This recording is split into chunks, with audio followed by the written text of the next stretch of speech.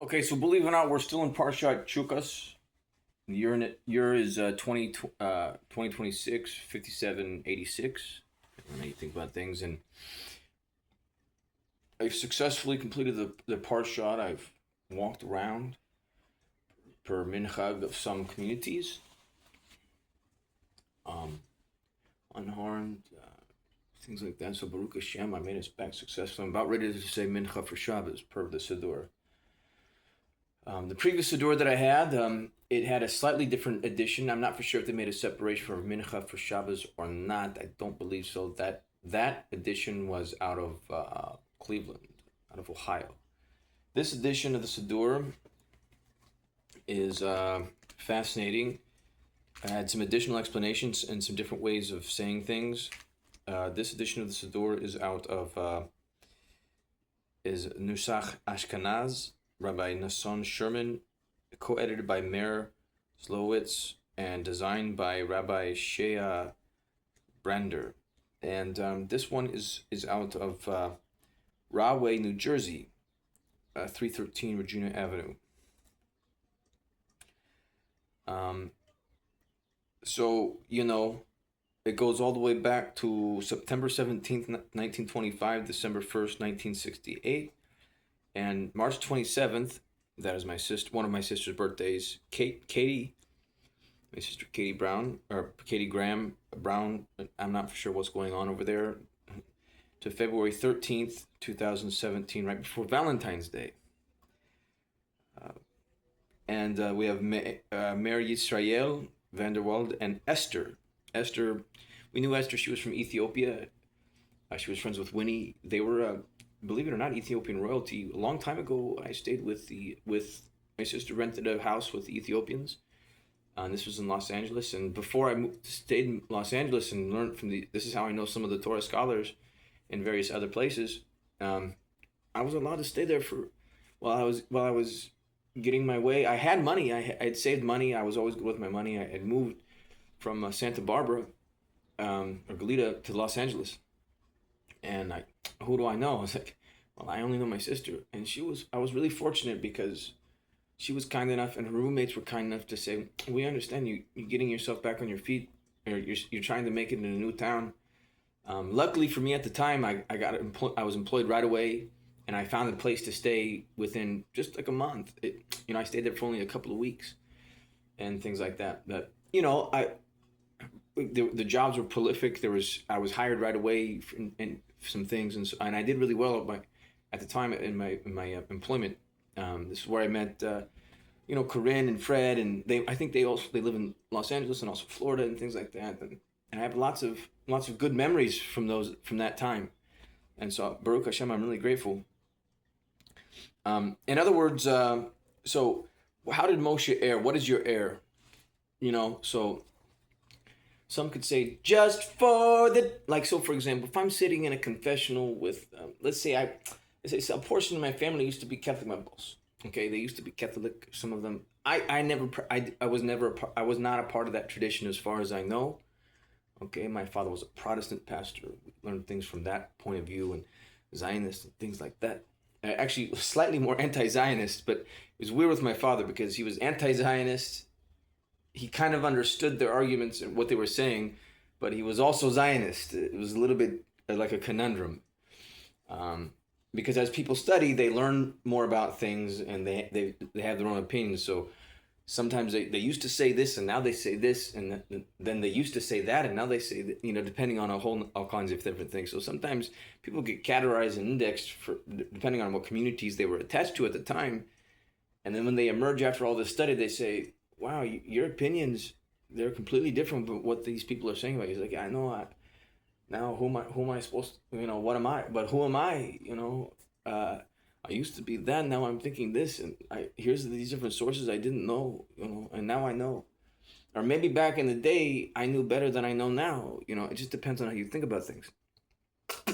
So it's to say it in a different way. Let's say I'm sitting over there with the Catholic guy, and I said, I don't believe in any. I'm not this, but I'm still. Let's say I'm sitting over in a miniature confessional with the person I'm supposedly related to. I did not really do anything wrong, and they kind of know. And I'm sitting there in a miniature confessional. I'm saying, you know what? You know where I erred, fool? Number one, I don't think you really speak English. So you, no offense to you, but I think I was your English teacher back in the day or something like that. So you better read the card thing off the index card the right way, you know. And number two, you know what? All I really did, you know where I erred? I was like, a long time ago, about, I don't know, about maybe about 12, 13 years ago, the only thing I actually did wrong was sing a song where I was like, just for the taste of it, Diet Coke, or something like that. And then, you know, the only thing I've heard now is like, you know, sometimes I like the taste of RC sodas, different kinds of soda and things. And like, you know, sometimes to smoke this tobacco. And, you know, what am I like chewing tobacco and smoke this tobacco and things, you know. And so sometimes you know, whatever, I get like a mouth sore because of either I worked out too much or there's mold and the cheese was a little bit moldy and I still like ate it or something. So, you know, whatever. And so, and then sometimes, like, you know, if I just woke up or I had a tiny little bit of wine or whatever, I'm like thinking, where did I put that thing? Oh, I don't actually tell them. I just think it. I say, you know what? One time this person, like, I don't know, they did whatever, and now, like, sometimes I think, well, you know, being like up there in age, so did they take that thing? Did they take that little whatever off of the?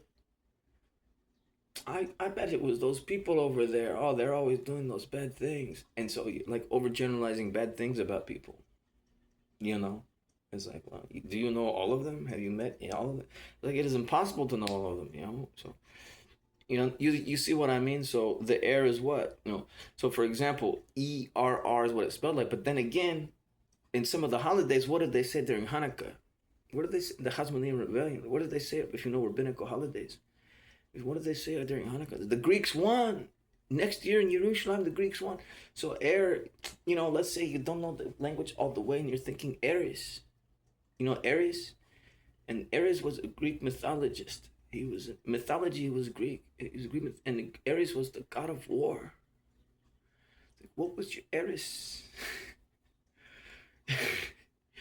And so sometimes that was, see, the Hebrews sometimes during the various dispersions, defending, they had to get the right to defend themselves and things like that.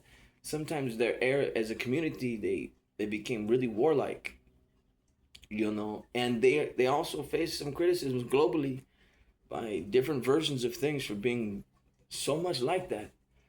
They said, well, is it really their fault? And I was like, well, yes, no, and yes, yes and no. So according to some religions, they said, well, if you just believed what we believed, you wouldn't have had all these problems. Like, but you know, hear me out. You know, I have my reasons. I can explain to you word by word the reasons why, and I did all this research and things like that. And I really didn't do anything wrong. And this guy, he was, you know what happened, fool. You know, so what was I supposed to do about it? You know, what could be done? And then sometimes they say, yeah, we know. So you know, f you. I was like, f me, f you. You know what I mean?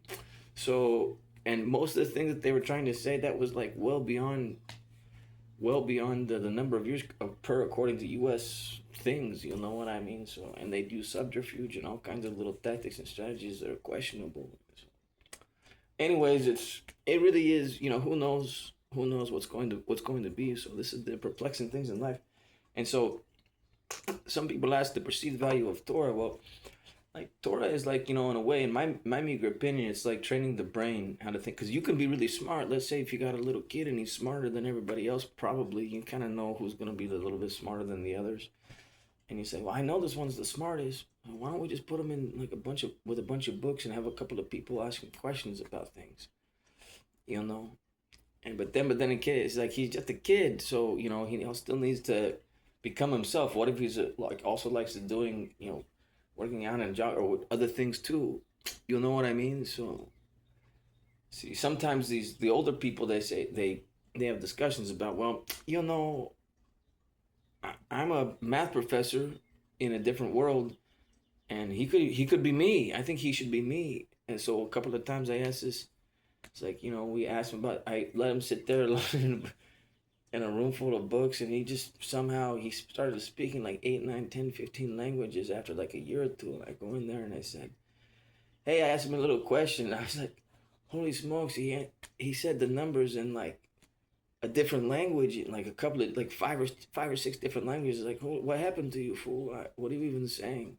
And then he started like a little bit making fun of me, and I got a little upset because he's way smarter than me, or he knows all these languages, and I'm like, it made me feel like a little bit stupid. You know what I mean?